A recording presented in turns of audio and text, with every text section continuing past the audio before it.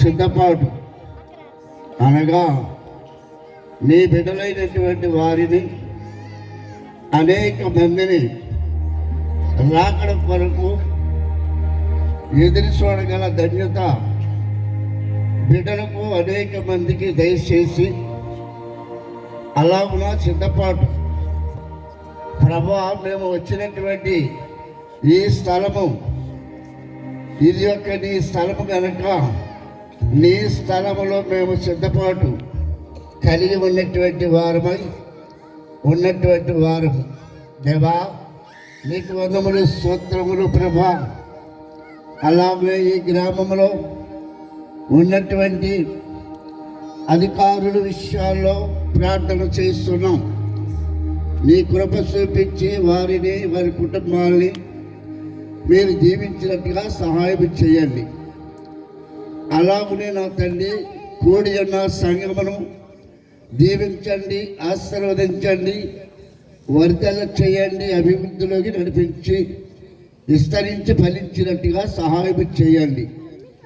తండ్రి, నీకు వందములు, స్తోత్రములు.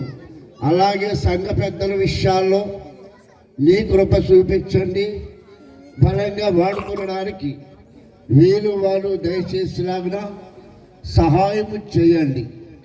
తండ్రి, నీకు వందములు, స్తోత్రములు.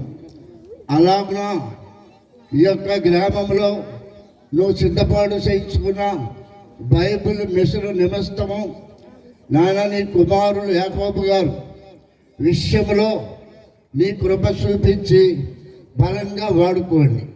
తండ్రి, నీకు వందములు, స్తోత్రములు. నాయన వారికి నా తండ్రి ఇచ్చిన సంతానమును కూడా మీరు బహుగా దీవించి ఆశీర్వదించి వర్ధల చేయండి, అభివృద్ధిలోకి నడిపించండి. ప్రభా, నీకు వందములు, స్తోత్రములు. అటువంటి ధన్యత వారికి అందరికీ కూడా అనుగ్రహించినట్టుగా సహాయం చేయండి. అలాగే రానయ్యన్న దైవ జనుల విషయాల్లో నీ కృప చూపించండి. ప్రభా, వారు త్వరగా రావటానికి వీలు వారు దయచేయండి. నాయన, నీకు వందములు. వారు ఎన్నో పనులు చక్కబెట్టుకుని రావాలి కనుక అలాగనే నా తండ్రి, నా ప్రభా, వారి ప్రయాణాలకి సరళం చేసి తోడుకొచ్చినట్టుగా సహాయం చేసే ధన్యత వారికి ఇచ్చినట్టుగా సహాయం చేయండి. ప్రభా, నీకు వందములు, స్తోత్రములు. ప్రభా, ఎప్పటి వరకు పాటల యందు, క్రమమందు, వాక్య పరిచర్యందు నీ బిడ్డలకు చదివినటువంటి ప్రభా, నీ బిడ్డలకు కూడా మీరు దీవించి ఆశీర్వదించండి.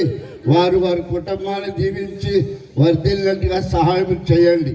తండ్రి, నీకు వందములు, స్తోత్రములు. ప్రభా, అన్ని విషయాల్లో నీ సహాయం, నీ సావాసము బిడ్డలకు దయచేయండి. అయ్యా అయ్యా నా దేవుడు గొప్ప దేవుడు, గొప్ప కార్యములు మా పట్ల చేస్తూ ఉన్నాడు అని చెప్పి నా తండ్రి, నా ప్రభా, వారి విషయంలో, వారి హృదయంలో నాయన నీకు వందములు, స్తోత్రములు. ప్రభా, మంచి కార్యాలు చేశాడు నా దేవుడని వారు చెప్పునిలాగా నీ కృపను గ్రహించండి.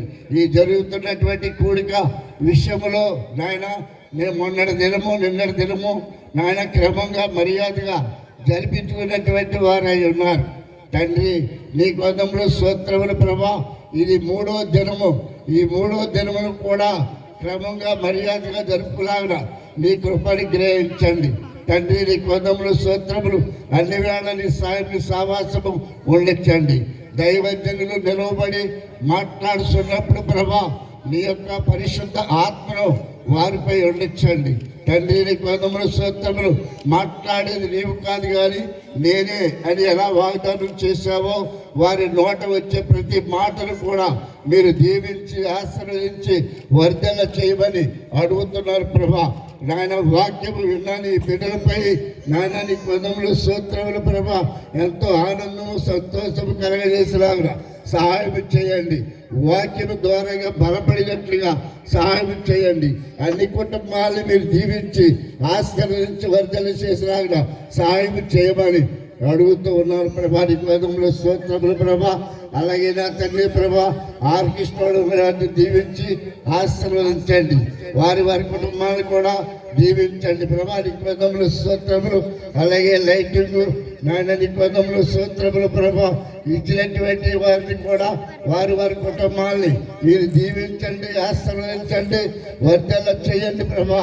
అయా నీకు వందములు స్తోత్రములు ప్రభా.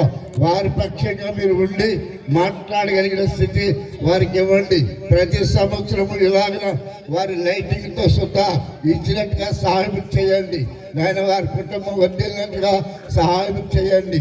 అద్భుతమైన మేలు వారి కుటుంబానికి కూడా అనుగ్రహించమని, అన్ని వేళ నీ సాయం నీ సావాసం ఉండమని యేసు క్రీస్తు నామములో వినయముతో బతిమలాడు గురి వేడుకొనుచున్నాను మా పరమ తండ్రి.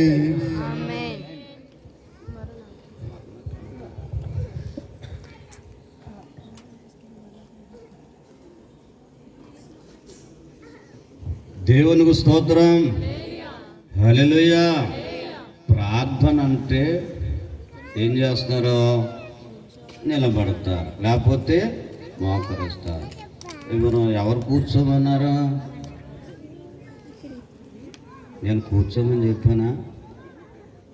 అరే దైవజనులు కూర్చోమని, నువ్వు నిలబడమని చెప్పాను, కూర్చోమని చెప్పాను. ఎవరు కూర్చోమన్నారా? ఎందుకు కూర్చున్నారు మీరు? అరే అదేం క్రమం అమ్మా. ప్రార్థన అంటే ప్రార్థన, మోకరించాలి, లేకపోతే నిలబడాలి. దేవునికి మహిమ కలుగును గాక. ప్రభు మిమ్మల్ని దీవించును గాక.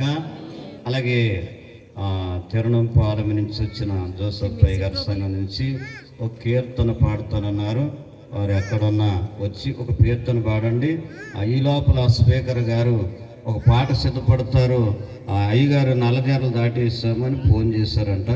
వారు సిద్ధంగా ఉన్నారు, వస్తారు. అంటే ఎక్కువ పాడొచ్చున్నా 2-3 శరణాలు పాడండి అమ్మ. టైం 9 అయిపోతుంది కనుక. 9 అవ్వలేదు, వీళ్ళు కంగారు పడతారు. 8:40.